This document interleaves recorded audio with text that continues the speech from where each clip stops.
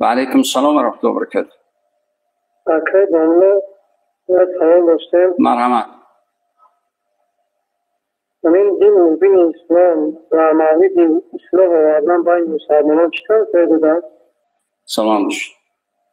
بین یعنی صلح در آوردن بین زن و شوهر و اکا و دودر و همسایه و کارگر و دیگر خود دایره خرد باشد، خود دایره وسیع باشد.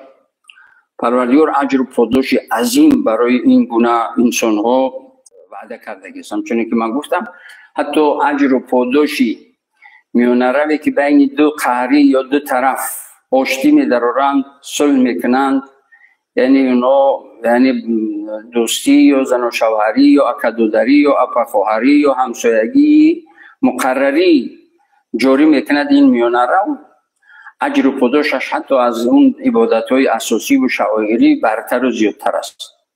برای چی؟ حالا ببینید که یعنی پروردگار برای اصلاح در آوردن بین دو قهری دروغ گفتن رو اجازت دادگی است. حتی در عبادت‌ها دروغ گفتن رو اجازت دادگی نیست. در اینجا اجازت است، در اونجا اجازت نیست. پس معلوم شد که این خیلی کاری مهم است، کاری بزرگ است، اجر و پاداش عظیم دارد. برای همین در اینجا حتی میونه رو میگه که خب برای بگو که دیگر چندان نظری بدی ندارد، خب یک نفهمی شده است، این چندان یعنی واهمه و وحیم و یا اینکه خطرناک و دیگر هم نبود، عادی و ساده بود. بین هر انسانی، بین هر اکا و دودری، بین هر زن شوهر این میشود، عادی است، میگذره. باز این زندگی دوام میابد. اینو صلح میکنن، صلح کردن، رفتن، حالا ببین فلانی دروغ، لیکن اجر و پاداش عظیم دارد. مسلمان باید که کوشش کند که بین طرفای قهری که با هم جنگی هستند، قهری هستند، انسان مسلمان همیشه باید کوشش کند که چیکار کند؟ بین اینا آشتی بدرارد. من عفا و اصلح، کسی ببخشد و اصلاح بدرارد بین چیز؟ بین دو قهری، فاجره علی الله، اجر بزرگ این بر پروردگار است که عطا میکند اجرش رو. الو مرحبا. اگر میون تو برادر یا که افراد یک خانواده رابطه قطع شده باشد، برای به هم آوردن آنها در قدم اول باید اصلاح کنند. در قدم اول چیز؟ کی باید اصلاح کند؟ کی باید اصلاح؟ خب سلامت باشید، دیگه سوال نیست؟ سلامت باشید. یعنی وقتی که میبینید که بین اکا و دودر زن و شوهر باید که خود همون قهری اول قبل از همه به دخالت بیرونه باید خود وریدی مسئله شود و حل مسئله رو جستجو کند، تحلیل و تشخیص کند و مشکلی رو برطرف کند. بین زن شوهر باشد، در نوبت اول شوهر، در نوبت دوم زن باید خود تلاش کنند تا اینکه مشکلی بین خود رو خود حل کنند.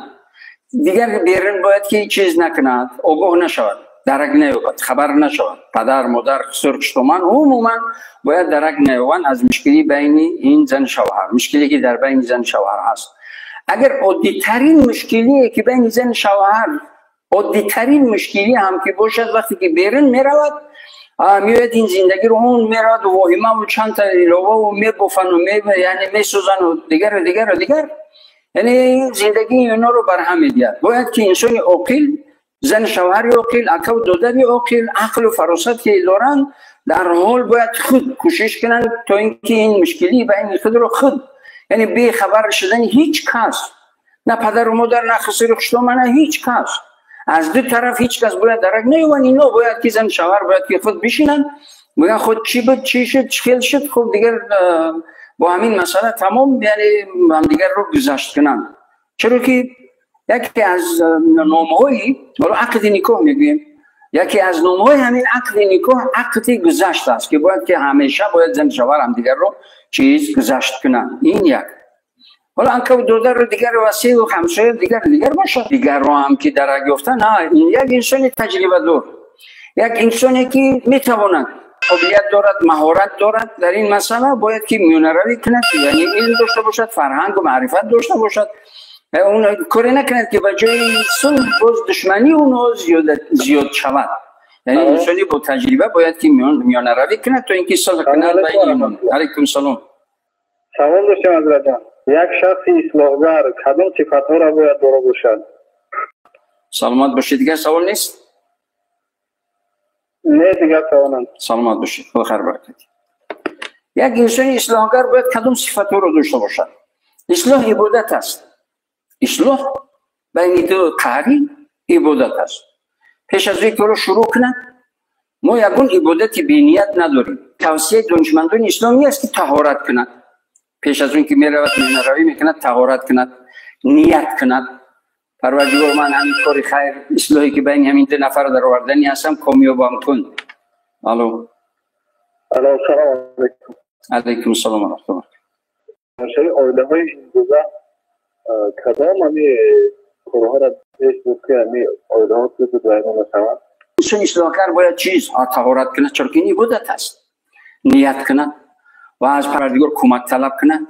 پروردگار من به خاطر روزگی خودت بین همین دو نفر زن شوهر فلانی فلانی یا بین همین اکا و دودر فلانی فلانی یا بین دو همسایه فلانی فلانی، یعنی پروردگار یک سعی تلاش میکنم تا اینکه آشتی شوند کمکم کن. تکیه و توکل و امید به پروردگار کند و شروع کند. اول نیت رو نیت کند که پروردگار من از همین فقط اجر و پاداشی تو رو میخواهم. پروردگار کامیابم کن. نیت رو کرد و وضو هم گرفت و بسم الله گفت کار شروع کرد. خداوند از حتمی کامیاب میکند. کسی که تکیه و توکل و امید به پروردگار کند، پروردگار اون رو در تمام کارهای خیر یعنی کامیاب و موفق میکند. این صفتی چیز؟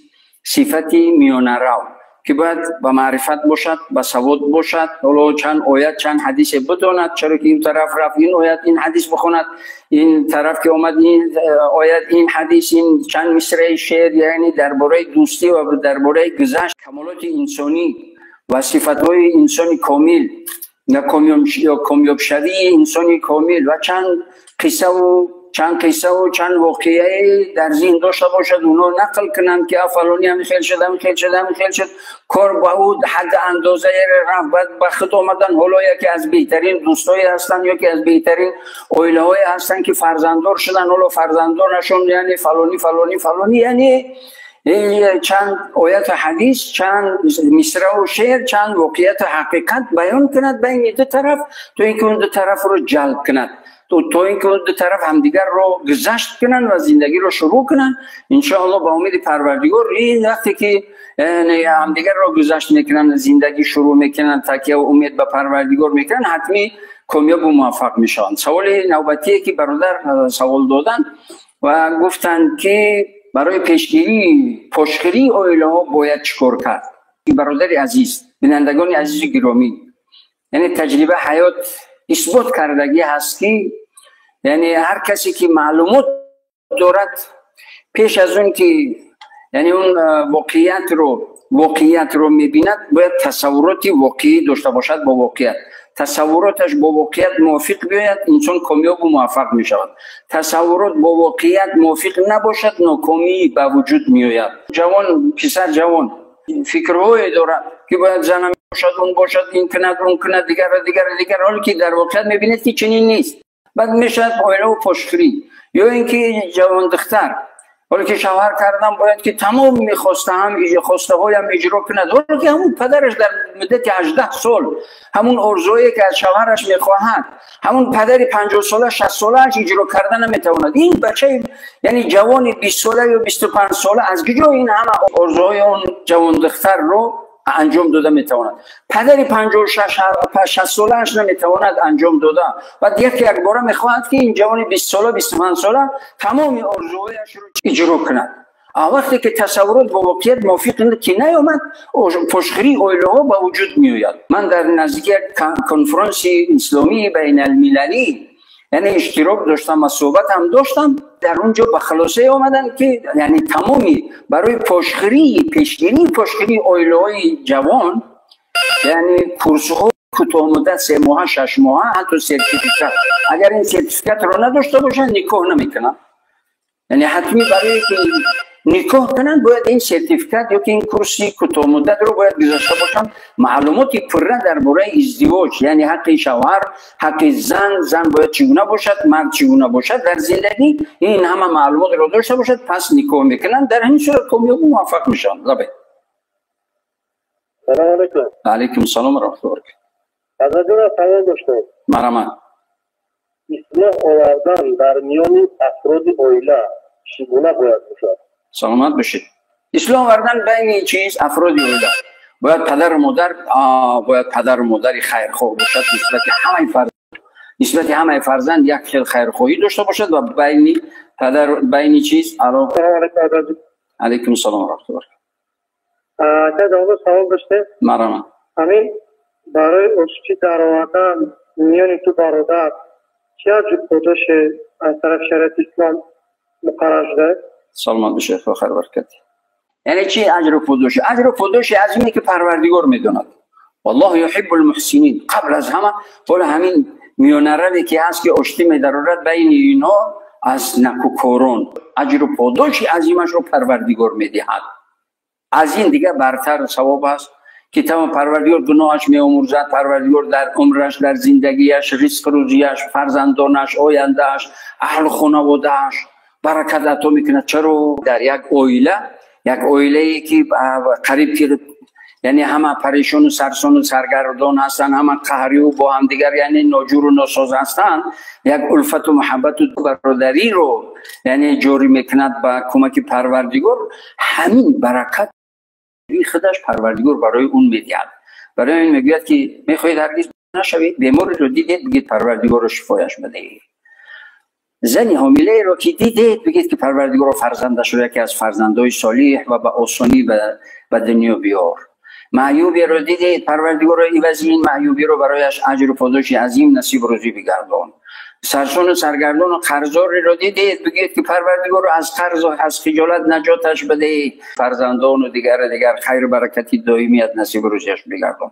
اگر میخواهید عزت و برکت و سعادت دائمی این دنیا و آخرت این کارها رو انجام بدهید، پروردگار اجر و پاداشی به حسابش رو برایتون عطا میکند. و باز تکرارا میگویم که انسان‌هایی که میانه روی میکنند و اصلاح بین یعنی قهری‌ها می‌دارند، اجر و پاداشی عظیم و خیر و برکتش رو در زندگی این دنیا و هنگام سکرات موت قبر و قیامت و برایشون عزت و برکت و سعادتی ابدی میشود. علیکم السلام.